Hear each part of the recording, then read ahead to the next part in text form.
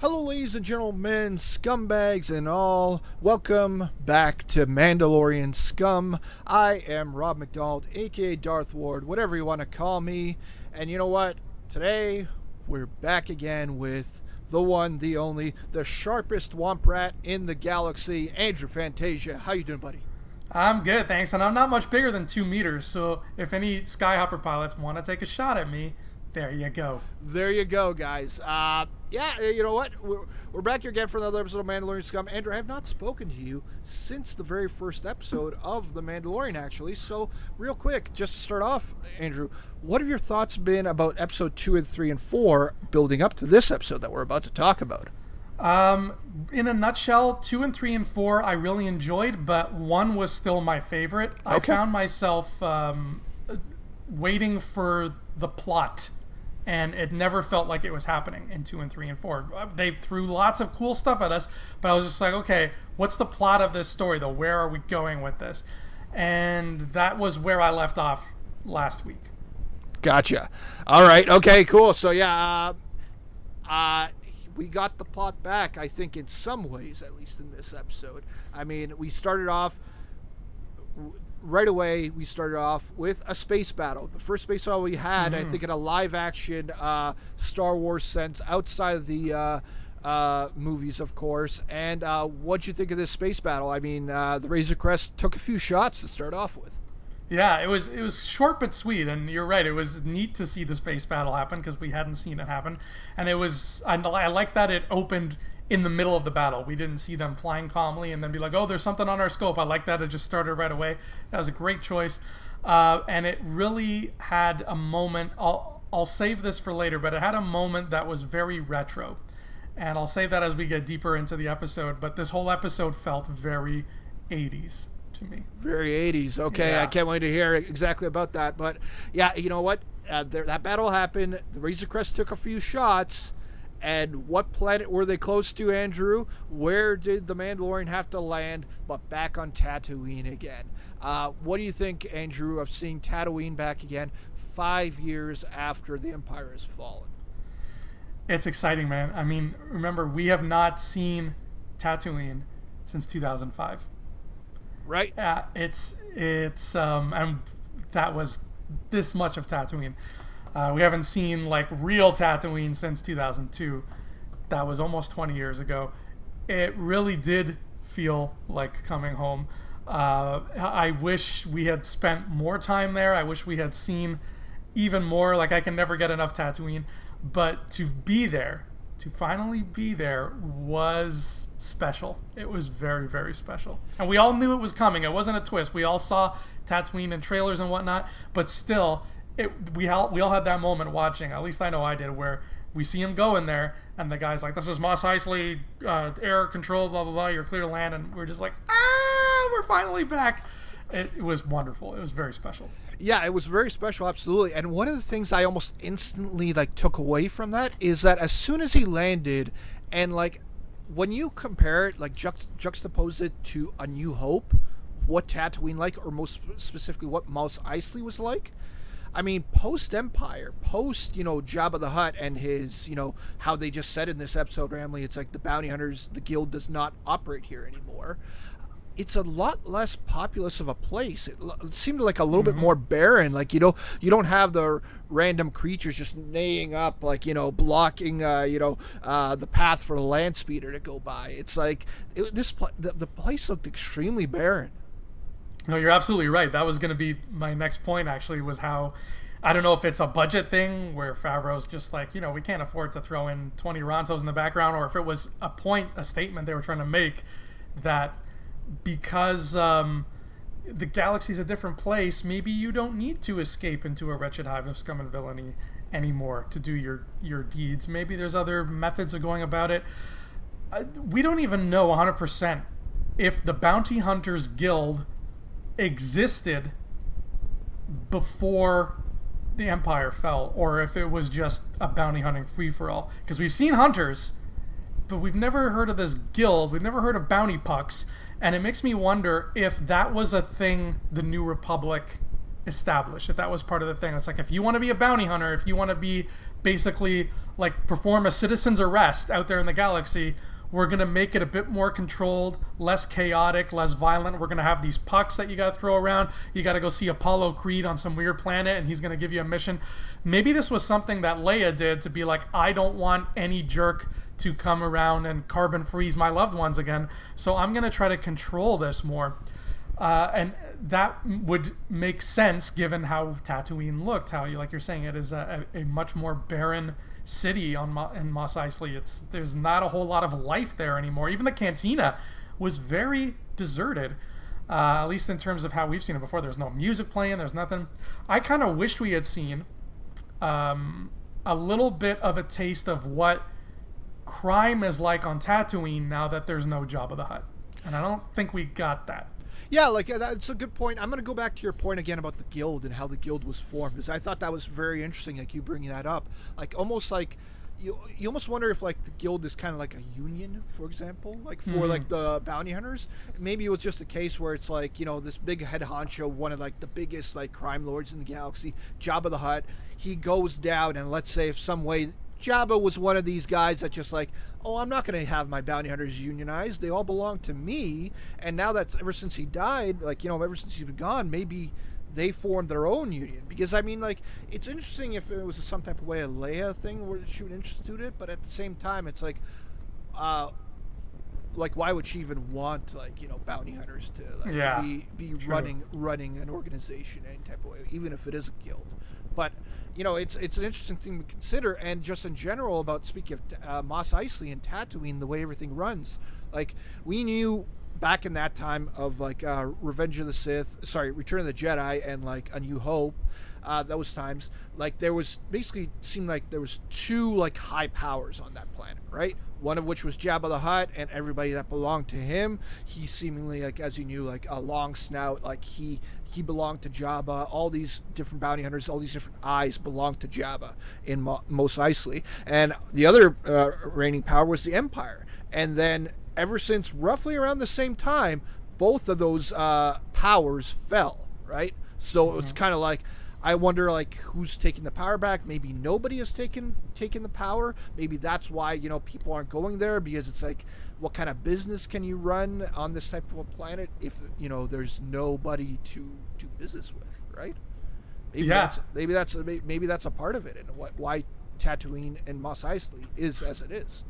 I always imagined, because, growing up, I read all those character guides and stuff, which are legends now, but those character guides about random aliens in the galaxy, and they would put a lot of focus and detail on the people who populated Jabba's palace. And there were a lot of people who I think we assume were not on the skiff who stayed at the palace.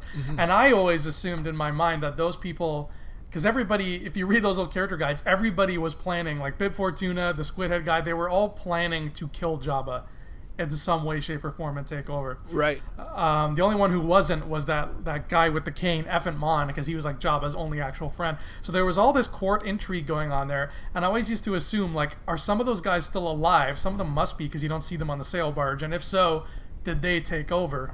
And that could still be a thing, and I was kind of hoping we would get that, because that would answer questions I've had since I was like 9 years old. But they didn't touch on the crime world, and I hope we see that somewhere, somehow, because the crime world's interesting there. It's very possible too, because as we know, like, where we saw in Return of the Jedi, I haven't seen the maps exactly like where Jabba's palace is comparison to Mos Eisley, but it's a fair bit out there, right? It's safe to say. So maybe, even though we only really took a look at Mos Eisley and some of the other parts, obviously, that the Mandalorian had to travel in this episode. We didn't necessarily get to see Jabba's palace. We didn't necessarily get to see those other areas in which people might be running their business, right? Running this bounty hunter business at the same time. Like, I know that we got that the droid in the bar is saying it's like, oh, the guild doesn't run here, but that doesn't necessarily mean that bounty hunters don't still run here, right? So maybe you're right. Maybe some of those guys that did survive are kind of fighting for power, except they're kind of like leaving Mos Eisley specifically out of it at this point. Yeah, that's why my brain went to New Republic stuff, because of what you said there about that droid. When the droid said the guild doesn't run here, I saw it as like, when Canada legalized marijuana, it's like, okay, the government became the drug dealer, but then some of the drug dealers are like, well, we're trying to make an income here, so no thanks, we're going to continue dealing our way.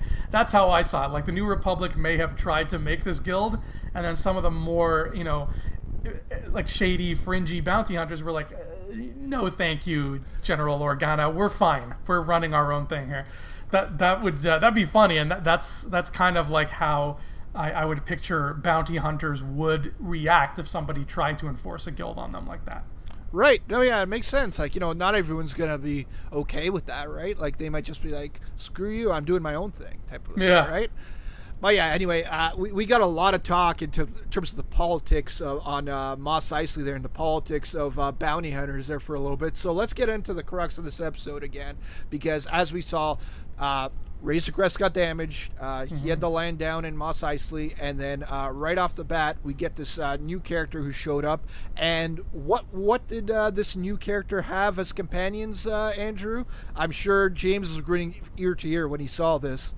He hasn't seen it yet, so right. I'm waiting for the text tonight where he's just like, "Oh my God, pit droids!" I'm waiting for that to happen, because that was what I said out loud at my TV when I saw them. It's like always, like in one of these episodes, they just put something in the background, right? Like as a small little thing that's like, oh, that. It's like, oh, you got a Lothcat a couple episodes ago. You got Salacious Big Crumb's race. I forgot what the name of the race is, but you Guacky and Monkey Lizards. See? This is why Andrew is one of the best here. Like, the whole time I'm thinking is, if the Schmodown ever comes to us, you have to be the one representing that takes down Alex Damon. Oh, I hope so. I hope so. One day, man. One day. I'm actually going to Schmodown in New York next month. So maybe, wicked! Yeah, maybe I'll pitch them. Print up some business cards with Rebel Scum Podcast and just kind of throw them at the stage. Absolutely. They're like, oh, how did these get in my wallet? Make it rain. But anyway, we got this new character. The character's name was, I wrote it down here, Pelimoda, I believe. Oh, okay. I'm glad you wrote it down. Oh, okay. The guy. Are you talking about the lady or the guy? The lady who was fixing all that, had the pit droids, and she was like saying, oh, you need to pay for this, and he didn't have enough money, so of course the Mandalorian needs to go and get himself a job here on Mos Eisley, and then that's when we get this whole interaction with the droid, and then he finds this other new character, a rookie bounty hunter by the name of Toro Calican, and he needed to recruit the Mandalorian because he needed a little bit of help, because we finally got Fennec Shand introduced into this, right? Like Ming-Na Wen's character, and they had to go track him down. And what did you think of this whole altercation between the Mandalorian and Toro Calican and so forth as the episode went along? Well, first of all, there was a really cool Easter egg. So when they meet, they sit at the same booth that Han and Greedo sat at. Oh, is it the actual same booth? Okay. It's the same booth where they had their fateful meeting. Right. And there is a very clear, not clear is not the right word, sorry. There's a very subtle middle finger to Greedo shooting first in this scene, because what's his name? The new guy, Roto? Toro, thank you. Toro is sitting in Han Solo's seat, and the Mandalorian is sitting in Greedo's seat. Mm-hmm. Behind Toro, the wall is perfectly clean. Behind Mandalorian, there's a blaster mark scorching the wall. Oh, really? Oh, wow. I didn't notice that. That's they still hadn't cleaned it up after, what would it be, 8 years? 9 years? It would be, 8.5 years. Yeah, 9 years. 9 years. Yeah. Wow.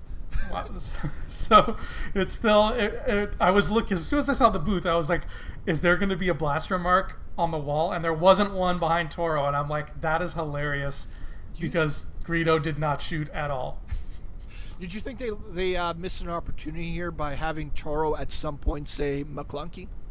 I think any time a character is not saying McClunky is a missed opportunity.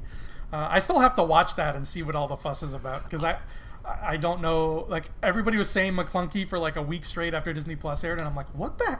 Is this like a guy Roger McClunky? I pictured like a dude who like works in the ILM and is like, I added a sound bite. Like I was so confused. I'm still confused. But I liked that altercation, and then when they rent the speeders and they go swooping off into the desert there, that's where to bring back to what I said earlier about how this feels like it was made in the 80s. Because there were 3 big things in this episode that felt very 80s to me. Mm-hmm. One of them is the shot of the guy in the space battle when Mando shoots his ship. You actually see inside his cockpit and he screams as he gets blown up. It was very reminiscent of like the first Mad Max movie, where when somebody's about to die, we cut to them and they have like big, weird, cartoony, bulgy eyes and their car blows up. It looked like that. The second thing was Amy Sedaris' hair. She had a very 80s haircut in this. She looked like 9 old ladies I used to know when I was a child. Right. And the third thing was the music that played when Toro and the Mandalorian were to the desert. It was... I feel like Filoni and Favreau were like, let's make this like a movie that kids in 1984 would have watched post-Jedi. Well, yeah, this is like where some of Ludwig Göransson's, like I said, I heard a little bit of like Rocky-isms, like in terms of the score in the first episode. And in that scene, it sounded a little bit Rocky-ish as well, like almost like, Rocky's going out for a run, and it's just like the same thing, except they're riding on speeder bikes instead. And it all makes sense too, because Ludwig Göransson, I believe, also did the Creed movies, Creed 1 and Creed 2. Yes. So he gets some inspiration from there and peppers a little bit of stuff in there as well. And it was like, I like that you mentioned that scream as well that the fighter did at the beginning, because it's like in Star Wars, most of the time you hear the Wilhelm scream, right? Mm-hmm. Like with people dying. That one was, I don't know if it was the exact version, but there's the other scream that's the Howie scream. It's like the like that, and that was kind of what he did there as well. So that's kind of like an 80s type of a scream at the same time. Ha. So. Yeah, that was a very violent death. It was very you don't usually, with the starship stuff, you don't usually show how scary it is to actually be in a starship that's blown up, but they went there. Mm-hmm. Yeah, I felt like I was shedding a tear for Porkins all over again, except it was for this guy instead. Yeah. Don't remind me of Porkins, you're going to make me cry. Yeah. Oh, absolutely. I think we all cry a little bit when we see Porkins, and especially if we get that visual from the Family Guy Star Wars special, in which Porkins is just like barely in the ship. He's like, I don't know if you ever seen the Family Guy Star Wars special. No. And there they make a joke out of it because it's like he can barely fit in the X-wing, like so most of his body is outside the X-wing. Oh God. So yeah, they overdo it with his fatness there. But anyway, we were talking about the speeder bikes and how they were going on through there, and you know what? We got another very Tatooine-ish appearance from the Tusken Raiders. And they speak sign language. Yeah, they're just signing their way through. I guess. Yeah, that's funny. I guess maybe the Mandalorian didn't want to embarrass himself by trying to speak Tusken Raider-ish or whatever it is, like how he did with his Jawa. So maybe he just decided to sign this time. For a split second, when he stepped forward, I thought he was going to start like in Solo when Han is like, he starts trying to do the Shiriwook speak. I was like, oh my God, is Mandalorian just going to start grunting like a Tusken? Thankfully, that's not the case. I love the whole just like communicating with their hands, and it was weird seeing a Tusken Raider communicate, because we've never seen that before. They just kill. That's their whole deal. So this was a cool little look into their lives. Yeah, interesting. I guess like most of the time for pretty much all the time that we've seen Tusken Raiders interact with people, they were with like villagers and stuff like that, not really renegade like the Mandalorian, right? The Mandalorian just seems to always know how to deal with people. It's like, oh, you want money, you want something, right? Like that. That's why you're here, right? So. He gave them those little the binoculars, and they were happy. Let it pass. They paid their tax. That's all it takes. Yeah. So from that point, we get to the actual setup that Fennec seemed to set up with the one bounty hunter connected to Dubak, and it was her trap. I mean, I've already seen a couple people react to it, because there's some people that seem to have thought that bounty hunter that was attached to that Dubak was actually the same bounty hunter from the beginning. Oh, okay. Because he was wearing like similar type of stuff, but I actually paused it to look at it. Their helmets are different. Like they have the same like look, but they were wearing different garment. Plus, that guy got blown up. Let's be honest. Right. Like, unless his body literally made it all the way to Tatooine and just crash landed, and somehow, without exploding into mush, made it through. But it's best to say that those two might have been just connected in some type of way. But regardless, we saw Fennec's little trap over there. What'd you think of this whole scene in which she has the sniper rifle on both Toro and the Mandalorian? I liked that sniper standoff. That was really neat. I remember when they showed the first Mandalorian trailer at, I think, Celebration. The shot that made me the most excited was the one we see here, where it's Toro on the speeder going through the desert at night, and then the flare lights him up for a second, and then it turns black again. Right. That shot was in that first trailer, and I remember like just going ballistic. I was like, "Oh my god, Tatooine at night, a speeder bike. Who's that guy?" Like, in that 1 second, there was so much of what I love, and so it was exciting and surreal to finally see that. What has this been, 8-9 months later? I liked that standoff though. It was very, it felt very Butch and Sundancey. Right. No, totally. And it's like, it's funny because I've also seen a couple people push back at Toro, how Toro was kind of like a dumb character, but I didn't really think that he was really a dumb character. He's actually he came off as smart to me, just inexperienced, because constantly in these different situations, the Mandalorian's coming up with all these plans, and he's the boss of it all, but it's not like Toro is just so trusting of him. He wouldn't give him the fob. He, as we see later in the episode, he wouldn't let the Mandalorian stay with Fennec. But it's like, he seemed like he was smart. He understood what the mindset of how most bounty hunters think, and which rolls into what happens here, because they have this whole shootout with Fennec, and they do this whole plan in which they have the what were they, flares, I suppose, that they were shooting out with the speeder bikes. They waited until dark, and they shot out the flares just so she couldn't get a good shot off.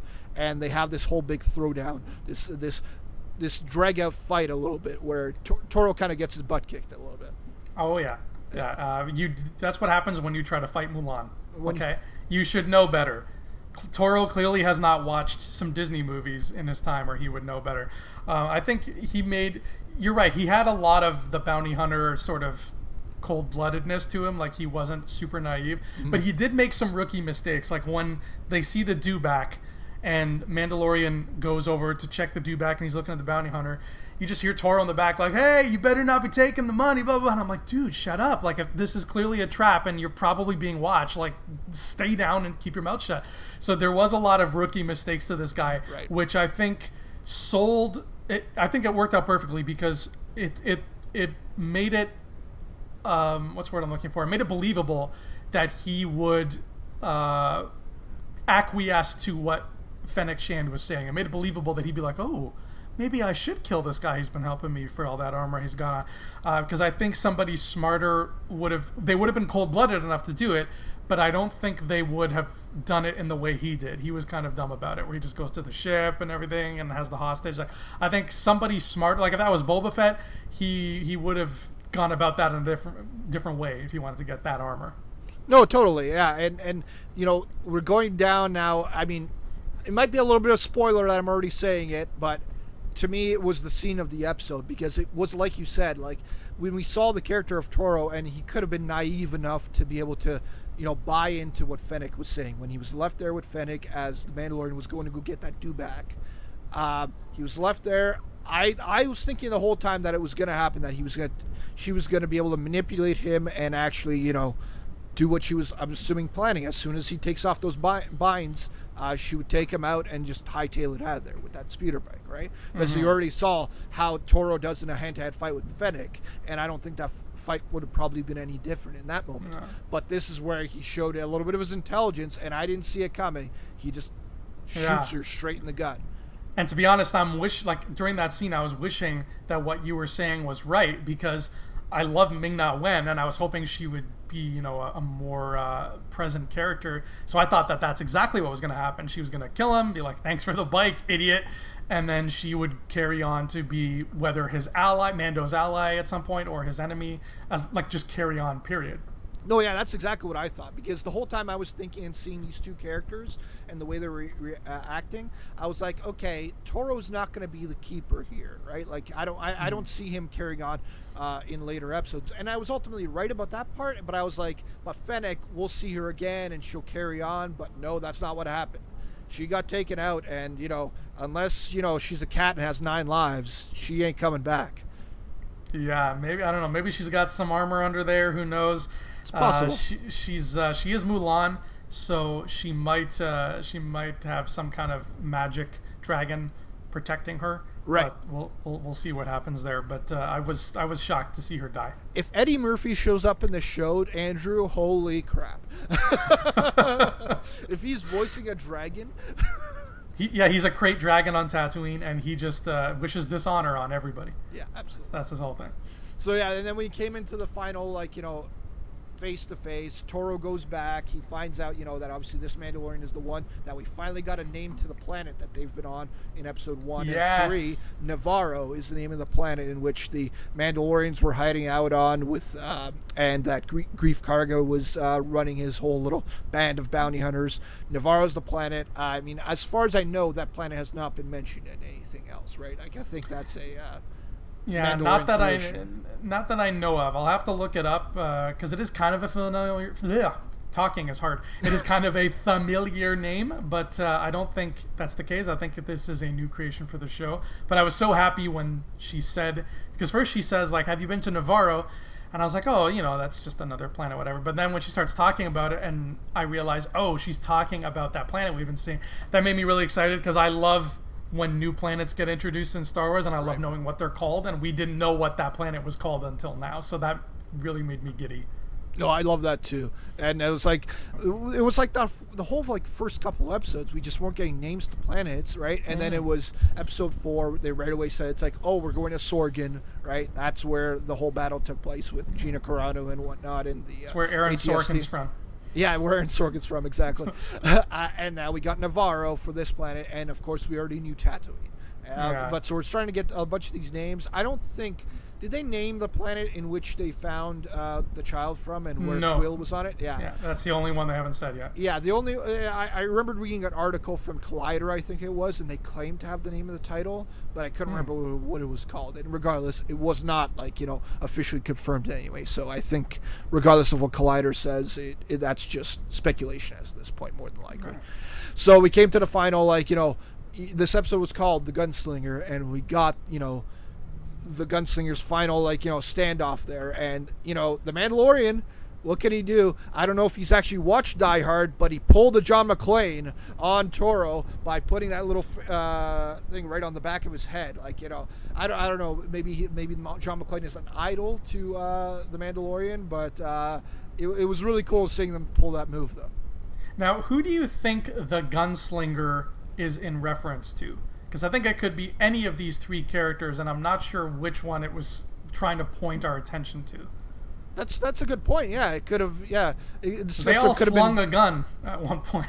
So no, absolutely, and it was like, I don't know. It could literally be anybody, but it was like, yeah, this final like standoff in which, and it was funny how you mentioned it's like they were in that little the same booth as both Greedo and Han. And what happens here? Toro does shoot first, misses, right? And that's when the Mandalorian just takes it out the one single shot, and you know, Toro's done. Right? Yeah. I believe this, and the actor's name that played Toro was something Cannavale, Andrew Cannavale. I wonder if he's related to Bobby Cannavale. He is. That's his son. Yes, it is. Okay, I thought so. I was going to look that up, but that was one of the things I forgot to see. But yeah, he was good. I liked him in this episode as well. He was, and I wasn't a fan of the lady who owned the thing. I think she was kind of cheesy, but I didn't realize that was Amy Sedaris until the credits, because she's like totally unrecognizable. Yeah. Like, Amy Sedaris is a very attractive blonde woman. This was like a brunette who looked like a 60-year-old. Like, she looked way older than Amy Sedaris. Like, they really made her look different. I had no idea that was her. Her character was very cheesy, but she didn't really like ruin it for me. I was just like, okay, this lady's a weird, quirky lady, blah blah blah. But yeah, I didn't know that was her for the whole thing. Yeah, I didn't know it either. I don't think I'd ever seen a picture of Amy Sedaris as well. All I just really know her from voicing BoJack Horseman for the most part, right? So I don't know if I've ever seen her in person, so I didn't have anything to base off of. But I do agree with you about her performance a little bit. It seemed a little bit like, chewing the scenery-ish a little bit. Yeah, like, although it was still an interesting character regardless. And just seeing her, again, she had the Pitroids, right? So that was pretty awesome. And how she's randomly just playing cards with them too is just kind of fun. What did you say her name was? It was again, hang on, Pelimoto. Pelimoto. Okay. Yeah. So there you go. You gotta write that name down. Who knows? Maybe it's gonna come up in a Schmodown. Yeah, that's the next Schmodown question. Yeah, totally. No, I guess Schmodown is mostly movies too, so maybe you won't have to worry about Mandalorian. Ooh, yeah. Unless Pelimoto shows up in episode 9. She's Rey's mom, confirmed. Oh my goodness. There we go. Yeah. And the Mandalorian is Rey's father. There you go. See, it all makes sense. Yeah, that's what they cut out of this episode. Pelimoto, she bonded with Baby Yoda, and she's like, you know what? I need a child in my life. That's what I've been missing. Right. She goes off and has a baby. Right. Done. Solve the mystery. I don't even need to see your movie, JJ. I figured it out. Confirmed. Anyway, so this last scene, they did one scene still in this episode, and it kind of like almost like a post-credits scene. We saw Fennec's body lying there, and we actually saw the blood, so I guess she probably is dead, because it was kind of like coming out of her mouth a little bit, and this one character is just randomly walking up slowly. We hear the beep. I guess it's make us think that this person might have had the fop, or who knows, maybe that's something else that's beeping. What did you think of this final moment? Ooh, okay, yeah, there's a lot in this final moment. First, I didn't even notice the beep. I heard like spurs, like cowboy spurs, as this person was walking. And for me, this scene saved the episode. And the reason I think that is because of how I had been feeling from episodes 1 through 4. I was feeling the same way throughout all of 5 until we got to that point, because it has really felt to me like just a series of side quests, a series of distractions. Like I felt like I was watching somebody play Star Wars Dungeons and Dragons, and like every episode the DM is like, now you gotta fight Jawas, go. Now you're helping farmers, go. Like nothing felt connected from one episode to the next. It just felt like distraction. It was all cool, but it was like I said before, I was just like, where's my plot? What is the story here? And had we not gotten this quote post-credit scene of this stranger walking up to Ming-Na Wen's body, this would have felt the same way. It's like, now you're stranded on Tatooine for one session, go. But because of the fact that what he did there is having consequences now, and somebody found this body, and that's gonna, take shape further down the road. Now I feel like everything is all part of one story, because we really, before the show was coming out, there was, and this might just be our fault for speculating and looking into things, but I had the sense that Cara Dune and IG-11 were main characters, that they were on the ship with Mando and they were part of his crew. I don't think we're seeing either of them again. Oh, at all? Or just this season? At all. I don't think we're seeing either of them again. I guess this season, maybe in books and stuff, whatever. But I think as far as the next, how many episodes do we have left? 3? 3 episodes now after this one. Yeah. I don't think we're seeing either of those characters. And it feels like we were picturing a story rather than episodes, and what we've been getting as episodes. And nothing was connected in a way that made me look at it as anything other than that. Now that we have this person, it stands to reason that there is a chance that the story could still come to light, even though we're only 3 episodes left. And I hope that's the case, because I want this to have a point. I want this to go somewhere. And right now, like I said, it really just feels like I'm watching somebody's D&D campaign. And it's a very cool D&D campaign, but D&D campaigns are pretty light on connectivity unless you have a really good DM, and that's usually not the case. So yeah, like that's very very interesting for you to say too. Is like I don't know if you watch Walking Dead as well, but Walking Dead did something. This kind of reminded me of something that Walking Dead did at one point. Where in Walking Dead they had like the group and they were just walking at one point, and then at some point I believe an episode ends with like a sort of post-credit sequence where you find out somebody's actually following them, and somebody's following them, and then you find out who it is later, and it kind of made me think of the same type of thing where it's like, oh, this person arrived here, and now he sees her dead, and, you know, who knows, maybe he's going to be going after the Mandalorian now, after this, right? Whoever this is, right? Like, when I look at this episode and what they told me in this episode, who this person could be would be one of multiple things. Number one, Fennec said that, like, when she was speaking and she was trying to, you know, manipulate Toro a little bit, she said it's like, hey, I can still make my rendezvous over at Mos Espa, right? Mm-hmm. And who's this rendezvous with? Maybe this is the person that she's having this rendezvous with, and he came looking for her, and he found her. Maybe this is a bounty hunter, right? Because that beep, maybe it was a fob, and maybe this person had a fob on Fennec as well.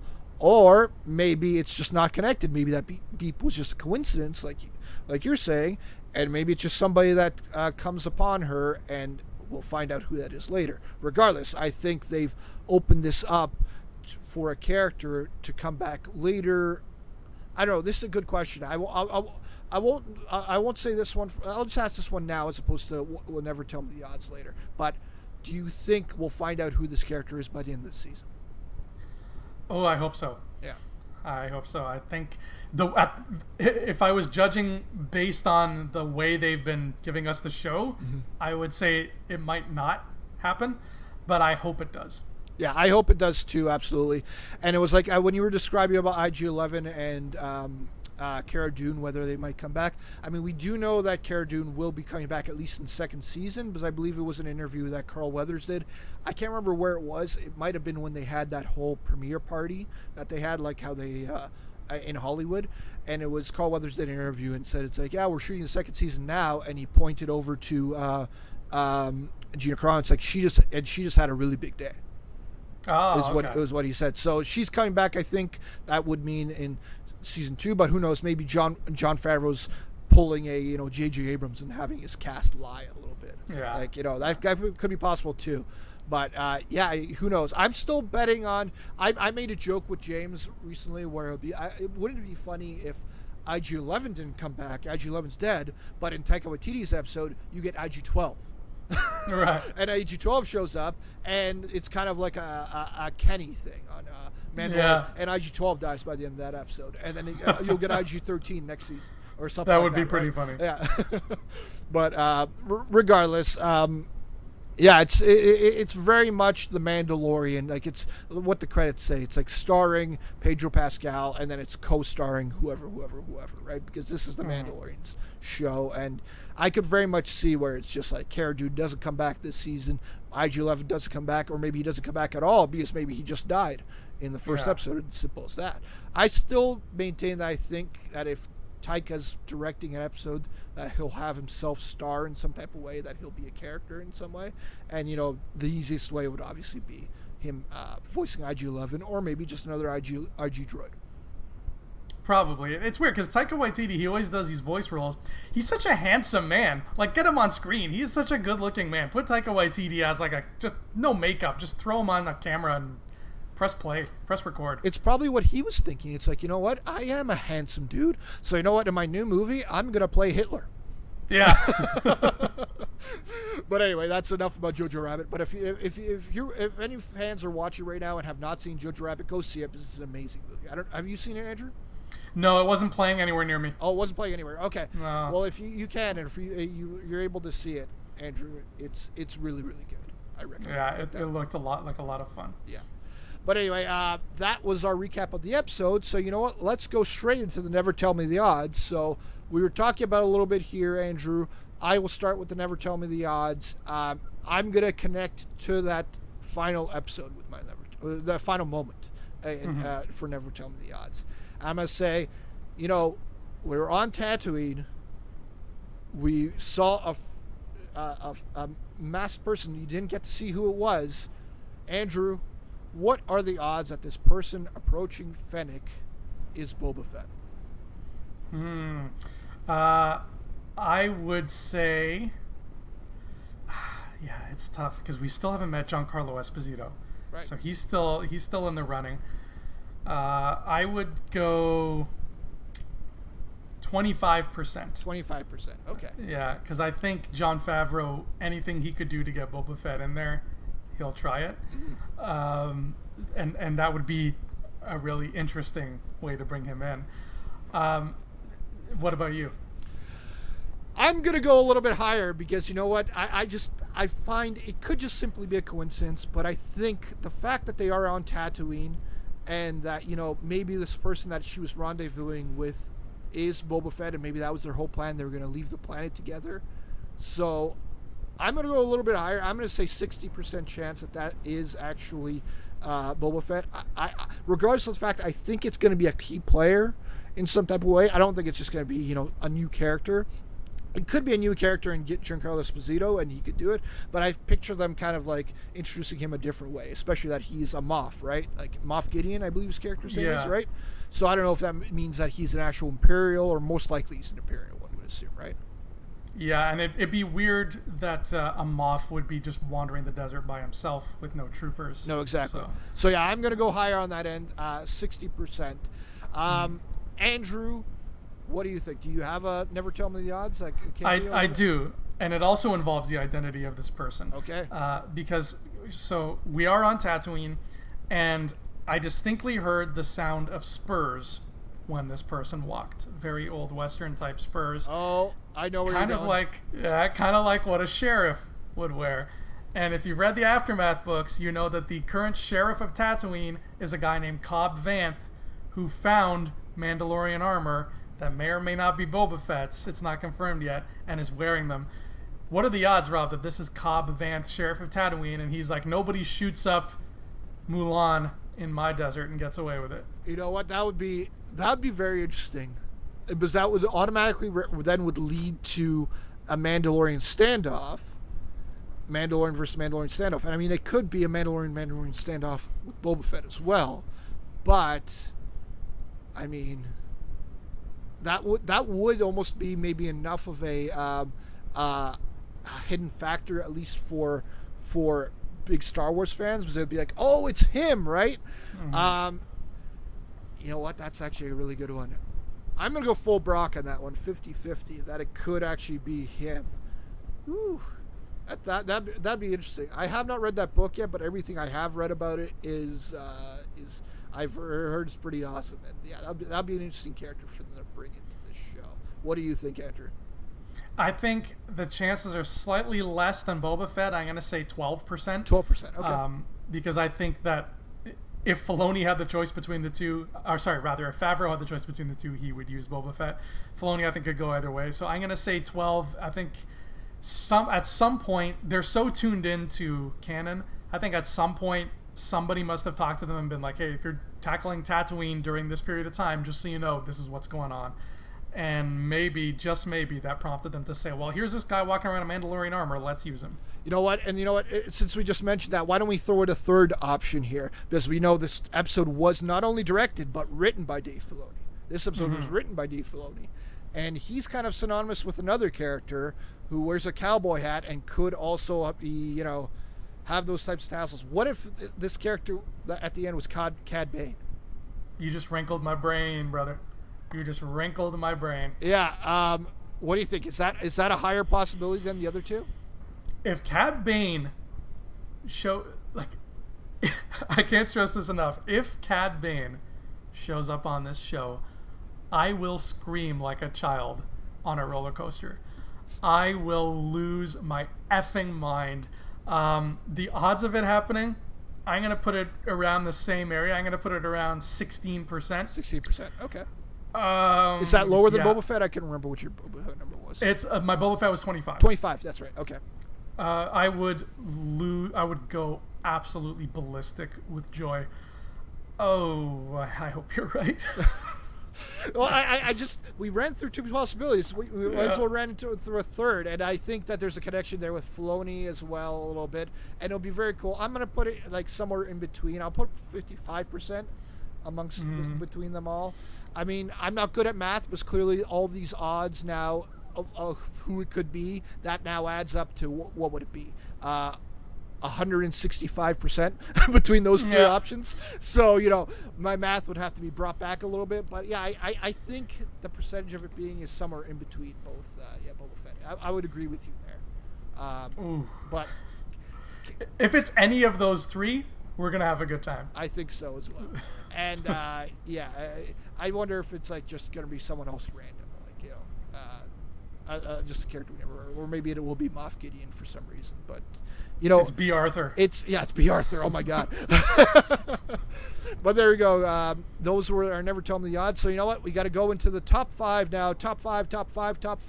Andrew, what was your number 5 favorite moment / scene of this episode? My number 5 favorite moment would be the space battle at the beginning, because it was out of left field, it was unexpected, and it was a space battle, and we have not seen it yet. No, yeah, totally. 5 for me actually just got changed because of what you observed. So I'm going to put number 5 for me as just a little talk between Toro and the Mandalorian at the same booth that both Greedo and Han were at. And I kind of wanted to watch the episode again right after we finish this episode, just to see that little blaster mark. So yeah, number 5 just became that just because of what you pointed out. Number 4, Andrew. Oh, yeah. Go ahead. You go first. Me go first? Okay, all right. Number 4 for me, I will say just seeing the pit droids. Just seeing the pit droids again. Number 4, that's kind of awesome. And I love that they just keep incorporating these random things, like, little things that you don't think you'd ever see again in these episodes. So seeing the pit droids again, number 4. My number 4 is bartering with sand people using sign language. We're one step closer to making peace with them.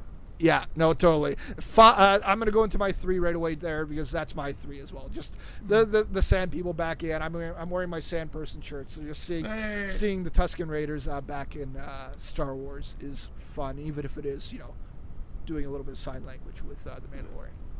And my number 3 is pit droids, because I was very excited when I saw them.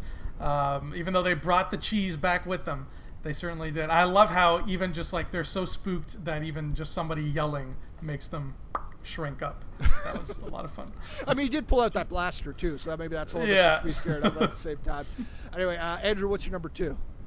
My number 2 is the final scene. It really did save the show from being yet another sidetrack of the week. Because that's what it was becoming, sidetracks of the week. And that final scene, I hope, has ramifications that will make it that this was not just another random sidetrack. Yeah, number 2 for me is the same thing. I mean, it was very close to becoming my number 1, but I kind of already played my cards a little bit as to what my favorite number 1 scene is from this episode.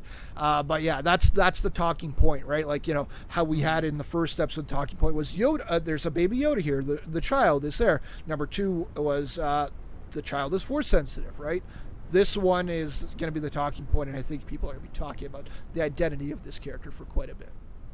Yes. And so since I already alluded to it, my number 1 is that just moment between Fennec and Toro, because it resulted in a way which I didn't expect it. It was actually like, oh, this show actually shocked me a little bit here, because I mean, episode 4 pretty much kind of played out exactly how I thought it was going to be. Like, regardless of that, they were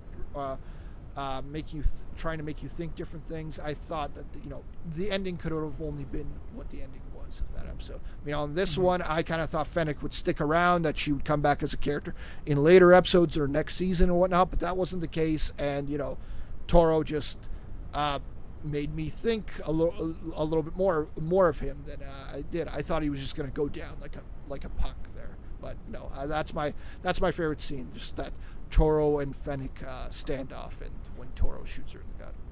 Yeah, that was a really nice surprise. My number 1 would have to be the Han Greedo booth, because it's really it's like poetry. They rhyme. We saw another criminal deal taking place in that booth, and just that little touch of the blaster mark behind the Mandalorian. Genius. That was really well done. If they had said McClunky in that scene, that would be my number one scene as well.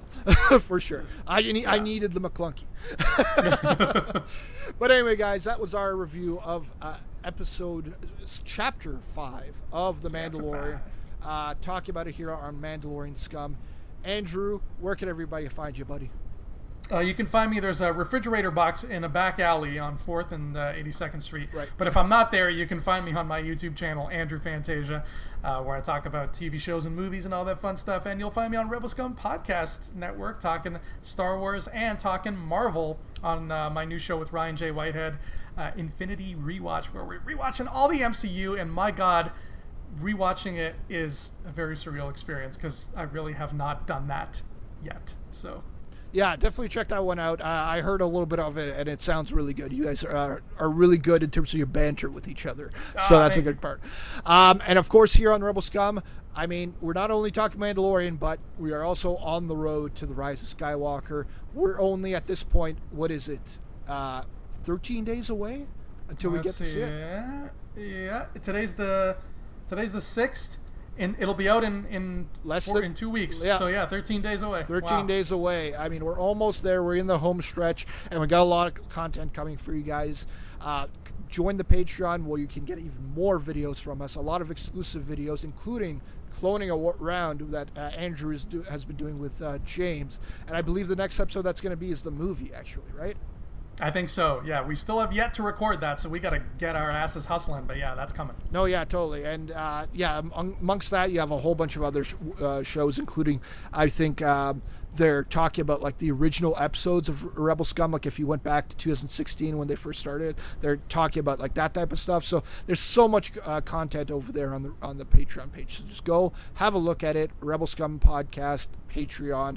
And myself, I am Rob McDonald, a.k.a. Darth Ward. Call me whatever you want. Call me the Sith Lord or whatever it is. And you know what, guys, comment below and stuff like that, because just a couple days ago, or yesterday actually specifically, the Mandalorian Preamble premiered, which is me previewing the upcoming episode of The Mandalorian. I kind of thought that Moff Gideon would show up in this episode. I was wrong, but whatever. But the most important thing that I do on that show is I read your comments. So if you comment below, I will be reading them. You give me your reactions to this episode, to The Mandalorian as a whole. You know, whether you liked it, whether you didn't like it. I just want to hear what you guys have to say. So comment below in this video, and you'll be able to see your comments on The Mandalorian Preamble next week as we preview Chapter 6, which is directed by Rick Famuyiwa, I believe. Next week's episode is directed by. So yeah, we'll get to see him back in the director's chair. And guys, thank you for watching. This is Mandalorian Scum, and Andrew and I, we have spoken. Hey scumbags, thanks for watching. Don't forget to give us a thumbs up on our video. As always, please subscribe to our YouTube channel, Rebel Scum Podcast, for all the latest videos.